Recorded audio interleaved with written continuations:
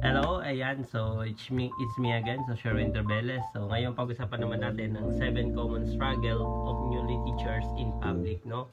So, itong i-share ko is experience ko to nung bago ako sa public, no? So, i-share ko lang din kung ano yung naging experience ko bilang bagong teacher sa public. Okay? So, kung meron kayong naisip pa na mga naging reason o naging experience nyo, so please comment below sa video natin. Okay, so first is yung adjust sa pagtuturo. So yun, syempre bilang bagong teacher sa public, isa sa mga pinakamahirap talaga yung mag-adjust ka sa pagtuturo mo kasi sometimes, 'di ba, tayo mga teachers pag nag-apply tayo sa public, pag wala ng item yung ina-apply natin, so kahit anong major na lang yan, so i-grab natin yan, 'di ba? So while kasama tulad nung dati, 'di ba, ako naman, so major ako ng math, pero napunta ako sa ALS kasi wala nang item sa math, no?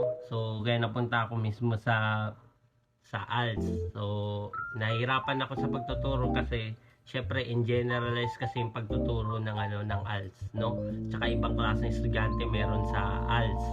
So pero syempre proud ako na naging teacher ako diyan. So number 2 is yung lesson plan. So syempre isa sa mga pinakamahirap talaga is yung mag-adjust ka dun sa lesson plan kasi syempre pag bagong teacher ka, iba talaga yung kinalakihan mong lesson plan nung time na nagtuturo ka sa private school, kung nagtuturo man tayo, or syempre may pattern talaga yung lesson plan ng bagong teacher, no?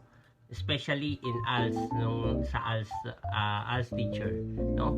And number 3, syempre hirap sa pakikisama sa mga co-teachers. So yan, isa yun sa mga naging problema ko kasi that time na nakapasok ko sa public, no, mababait naman lahat ng mga co-teacher ko. Yun nga lang, may struggle yung dalawang kampo na sa faculty namin, 'di ba, between morning teachers and afternoon teachers, no? So hindi ako makapag-adjust kasi ako morning teacher ako, so meron ako nagiging friend ng hapon, meron din ako nagiging friend ng morning. So nagkakaroon ako ng problema kasi yung parang naiipit ako sa struggle ng dalawang mga co-teachers na yon. So yun siya.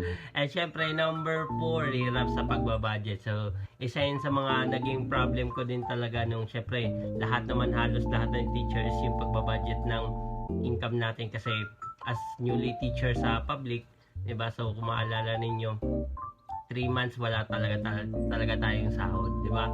So naipon talaga yung sahod natin. So syempre dahil inaayos pa yung mga requirements natin, yung bank natin, yung ATM natin. So kaya wala pa talagang budget, no? Kaya sobrang hirap din talaga that time kasi syempre as teacher kailangan mo mag-provide din ng income. Kailangan may extra income ka.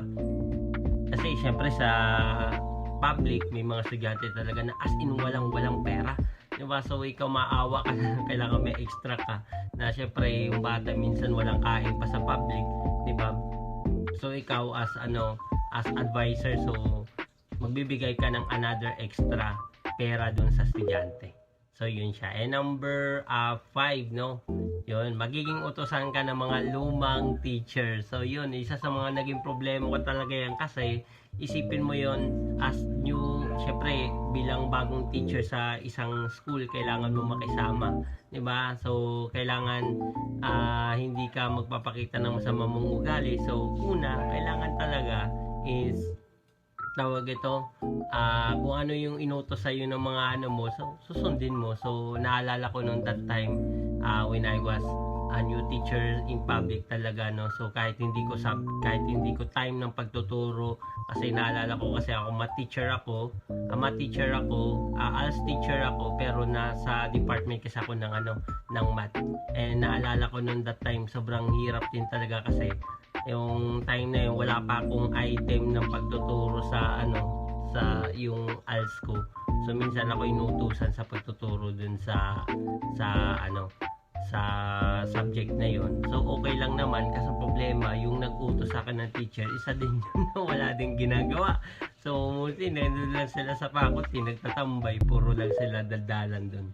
So isa yun sa mga naging problema ko rin talaga kasi naalala ko noon dati may isa akong teacher noon, nakiusap siya sa akin na pwede daw ako magturo ng afternoon sa kanya kasi may pupuntahan, may importante siyang pupuntahan, no. So ako naman, sinabi ko okay lang din, pero sana bigyan niya ako ng pagkain kasi wala nga akong lunch. Kailangan ko umuwi agad sa bahay para makakain na din ng lunch nung that time na teacher ako. So yun nga lang, ang nangyari, umuwi yung teacher, hindi man lang nagsabi sa akin kung ano yung gagawin din sa estudyante. So ang nangyari, umalis ako, hindi na ako nagturo dun sa subject na pinakausap niya sa akin, no, sa klase na ano niya, kasi wala naman siyang binigay na trabaho dun sa estudyante. So mahirap naman pumasok sa klase na hindi mo alam anong gagawin mo dun, diba? So syempre umuwi ka ngayon, diba? So ayun, nagkaroon ng struggle kasi nagalit sa akin yung teacher, bakit daw ako umuwi, diba? So syempre umuwi ako, tagal-tagal niya, syempre hindi man siya nagbigay ng pagkain sa akin at hindi ko rin alam kung ano yung task na gagawin. And unfortunately, hindi rin pala alam ng head ko. So kaya ako napagalitan din kasi yun, pinauwi ako ng head ko that time na yun. Okay? So number 6, di ba? So number 6, adjust sa student. So syempre, as new teacher, sobrang hirap din talaga, kailangan mo mag-adjust sa estudyante kasi una sa lahat, magtuturo ka sa private school. So mostly talaga dyan mga estudyante, sobrang gulo, daming estudyante, mapapaos ka talaga dyan. So isa yun sa mga magiging problema talaga ng bagong teacher dyan, kasi syempre ang number ng student talaga sa public is 50 to 60 student. Sobrang hirap din talaga, kaya and syempre pag wala ka pang lapel, gamit mo boses mo talaga. So minsan mahirap din gumamit ng lapel kasi yung boses mo halos hindi maintindihan din dun sa lapel, diba? So yun, so samahan pa ng after recess, diba, babaho pa ng mga grade 7. So isa pa yun sa mga struggle. So talagang isa yun sa mga nag-experience ko nung bago akong teacher. And number 7, diba? So number 7, bawal malate. Always do your best. So syempre as bagong teacher, kailangan magpakitang gilas ka. Hindi pwede dyan yung magpapakita mo yung ugali mo agad. So syempre ikaw yung ino-observan lahat ng teacher. So lahat ng teacher kasi nakatingin yan sa'yo as newly teacher din talaga, especially your principal, do. So kailangan di ka pwedeng malate, di ba? Kahit may sakit ka, kailangan mo pumasok talaga.